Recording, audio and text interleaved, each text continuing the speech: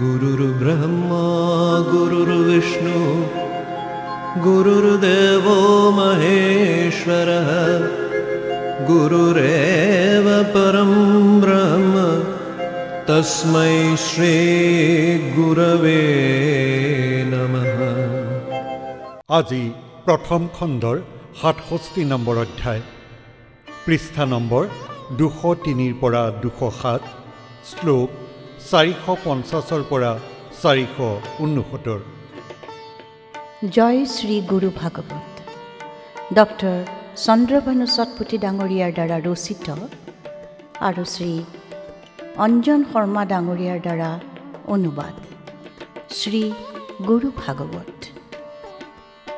শ্ৰেষ্ঠ ভক্ত সৎগুৰুৰে গুৰুৰ প্ৰতীক গুণেৰে গুৰু শক্তি কৰি ধাৰণা যশ পুণ্য কৰে অৰ্জন। সৎগুৰুৰ শ্ৰেষ্ঠ ভক্ত গুণেৰে শ্ৰী গুৰুৰ প্ৰতীক হয় আৰু তেওঁ গুৰু শক্তি ধাৰণ কৰি যশ পুণ্য অৰ্জন কৰে। নিষ্কাম যে কৰ্ম তেওঁৰ ভাৱনা নিৰ্লিপ্ত সাক্ষীৰ সেই ভক্তই প্ৰতিজন্মত হয়ৰত গুৰু সেৱা। এনে ভক্তই নিষ্কাম কৰ্ম কৰে তথা নিৰ্লিপ্ত ভাৱেৰে সাক্ষী ৰূপত থাকে আৰু প্ৰত্যেক জন্মত তেনে ভক্তই গুৰু সেৱাত ৰত হৈ থাকে।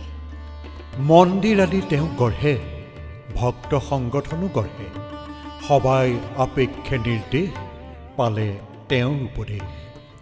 এনে ভক্তই মন্দিৰ আদি গঢ়ি তোলাৰ লগতে ভক্তৰ সংগঠনো তৈয়াৰ কৰে।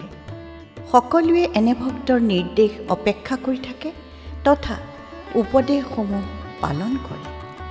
নিজ সংসাৰৰ বাবে নিজ শ্ৰমেৰে ধন আৰ্জে, সহ্য কৰি সকলো দুখ ভৱনৌকা চলাই সুখ। নিজৰ পৰিয়ালৰ বাবে এনে ভক্তই স্বয়ং পৰিশ্ৰম কৰি ধন অৰ্জন কৰে আৰু সকলো দুখ কষ্ট সহ্য কৰি সুখী মনেৰে নিজৰ সংসাৰৰূপী ভৱনৌকা চলাই আগবাঢ়ে। সকলো চিন্তা আৰু ভয় গুৰু কৃপাৰে কৰে জয়, গুৰুকেই কৰি পাঠেও ভৱসাগৰ পাৰ হয়। গুৰু কৃপাৰে তেওঁ সকলো চিন্তা আৰু ভয় জয় কৰে আৰু শ্ৰী গুৰুক আধাৰ হিচাপে লৈ ভৱসাগৰ পাৰ হৈ যায়। মহৎ কৰ্ম য'ত কৰে মহানতৰ কৰ্ম মিলে, এটা বিঘিনি পাৰ হ'লে অন্য বিঘিনি শীঘ্ৰে মিলে। তেওঁ যিমানেই মহৎ কৰ্ম কৰে সিমানেই অধিক তথা তাতোকৈ মহান কৰ্ম হাতলৈ আহি থাকে আৰু এটা বিঘিনি অতিক্ৰম কৰাৰ পিছত শীঘ্ৰে অইন বিঘিনিৰ সন্মুখীন হয়। এক কৰ্ম কৰিলে পূৰ্ণ, অন্য কৰ্ম যে উৎপন্ন, বাঢ়ে কৰ্মৰ পৰিসৰ, সূক্ষ্ম হৈ পৰে সূক্ষ্মতৰ। এটা কৰ্ম পূৰ্ণ কৰাৰ পিছত দ্বিতীয় কৰ্ম উৎপন্ন হয়। এনেদৰে তেওঁৰ কৰ্মৰ পৰিসৰ বৃদ্ধি হয় আৰু কৰ্ম সূক্ষ্মৰ পৰা সূক্ষ্মতৰ হৈ পৰে। যদিও কিছু বিঘ্ন মিলে নপৰে তেওঁ মায়া জালে, সৎগুৰু প্ৰচন্ন থাকে বিপদতো যে ৰক্ষা কৰে। যদিও তেওঁৰ সন্মুখত কেতিয়াবা কিছু বাধা আহেও তথাপিতো তেওঁ মায়াজালত আবদ্ধ নহয়। এনে স্থিতিত সৎগুৰুই প্ৰচন্ন ৰূপেৰে বিপত্তিৰ সময়ত তেওঁক ৰক্ষা কৰে। ধৈৰ্য ধৰি কষ্ট সহিলে গুৰু প্ৰেৰণা নিতৌ মিলে, প্ৰত্যক্ষ পৰোক্ষ ৰূপেৰে গুৰুৰ সমৰ্থন মিলে। ধৈৰ্যপূৰ্বক কষ্ট সহ্য কৰিলে শ্ৰী গুৰুৰ পৰা উৎসাহ সদায় প্ৰাপ্ত হয় আৰু প্ৰত্যক্ষ বা পৰোক্ষ ৰূপেৰে শ্ৰী গুৰুৰ সমৰ্থনো প্ৰাপ্ত হয়। নিজৰ বুদ্ধিৰে চলিলে প্ৰগতি নহয় সহজে, মায়াজালে বন্দী হৈ থাকে, বাৰম্বাৰ সি ভুগি থাকে। কিন্তু যদি কোনো ভক্তই নিজৰ বুদ্ধিৰে পৰিচালিত হয় তেন্তে সহজে তেওঁৰ প্ৰগতি নহয়। যেতিয়ালৈকে তেওঁ সম্পূৰ্ণভাৱে মায়ামুক্ত নহয় তেওঁ বাৰম্বাৰ ভুগি থাকে। নলয় কোনো প্ৰতিদান, নামাকে কাৰোৰ পৰা দান। কোনোৱে দিলে ভক্তিভাৱে দিন দুখীক দান কৰে। তেওঁ কাৰো পৰা কোনো প্ৰতিদান নিবিচাৰে আৰু দান নোখোজে। যদি কোনোবাই ভক্তিভাৱে কিবা আগবঢ়ায় তেওঁ দিন দুখীসকলক বিতৰণহে কৰে।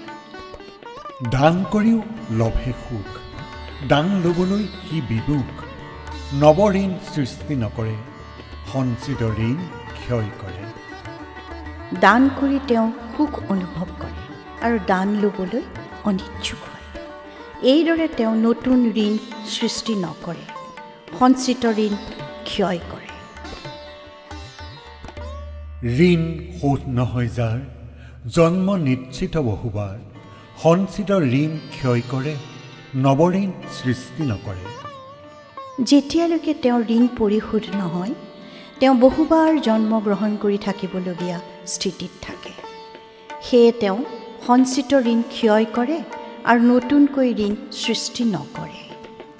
গুৰুৰ অংকিত সন্তান হয় অঋণী মোহহীন। গুৰু কৃপাৰে কিবা পায় সেইখিনিৰে চলি যায়। শ্ৰীগুৰুৰ অংকিত সন্তান ঋণ আৰু মোহহীন হয়।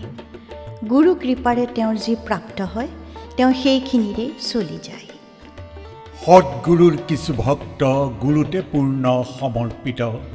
তেওঁলোক গুৰুৰ ধন, গুৰুৰ অংকিত সন্তান। শ্ৰীগুৰুৰ প্ৰতি সম্পূৰ্ণ সমৰ্পিত কিছু ভক্তই শ্ৰীগুৰুৰ প্ৰকৃত ধন তথা সৎগুৰুৰ অংকিত সন্তান। মনোনাশ হৈ পৰিলে ভক্তই আত্মস্থ হৈ পৰে। নৰৰ স্বৰূপ যে আত্মা, সম্পূৰ্ণ জ্ঞানৱন্ত আত্মা। এবাৰ মনোনাশ হৈ পৰিলে এনে ভক্ত আত্মস্থ হৈ পৰে। এনে স্থিতিত তেওঁৰ এনে অনুভৱ হয় যে আত্মাই হ'ল পূৰ্ণ জ্ঞানৱন্ত আৰু নৰৰ বাস্তৱিক স্বৰূপ। শ্ৰীগুৰুক মনে বিচাৰে, আত্মাই কাকো নিবিচাৰে। অসম্পূৰ্ণই মাগে পূৰ্ণ, আত্মা যে স্বয়ং সম্পূৰ্ণ। সেই সময়ত ভক্তৰ মনটোৱে কেৱল শ্ৰীগুৰুকেই বিচাৰি থাকে। তেওঁৰ আত্মাই অইন একোকে নিবিচাৰে। বাস্তৱিকতে অসম্পূৰ্ণই পূৰ্ণতা বিচাৰি থাকে। আত্মা হ'ল স্বয়ং সম্পূৰ্ণ। ভক্ত স্ব আত্মস্থিত হ'লে গুৰু সমৰ্থ হয় নিজে। সুভক্তৰ এনে স্থিতিৰে গুৰু শিষ্য ভেদ আঁতৰে।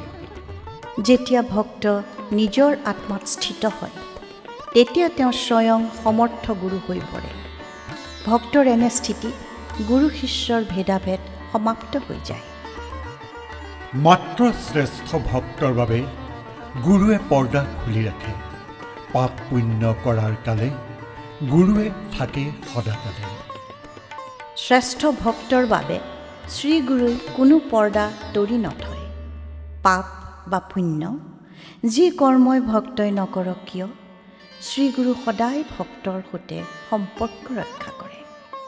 এনে ভক্ত গুৰু সন্তান, শ্ৰীগুৰুৰ প্ৰিয় স্বজন। বহু জন্মৰ পুণ্য ফলে পুত্ৰ হ'বলৈ ভাগ্য মিলে। এনে ভক্ত শ্ৰীগুৰুৰ সন্তান হোৱাৰ উপৰিও প্ৰিয় স্বজন হৈ পৰে। বহুজনৰ পুণ্যৰ ফলতহে ভক্তই শ্ৰীগুৰুৰ পুত্ৰ হোৱাৰ সৌভাগ্য অৰ্জন কৰে। আজিলৈ আমি ইমানতে সামৰিলোঁ। অহা খণ্ডত পুনৰাই লগ পাম। জয় শ্ৰী গুৰু ভাগৱত।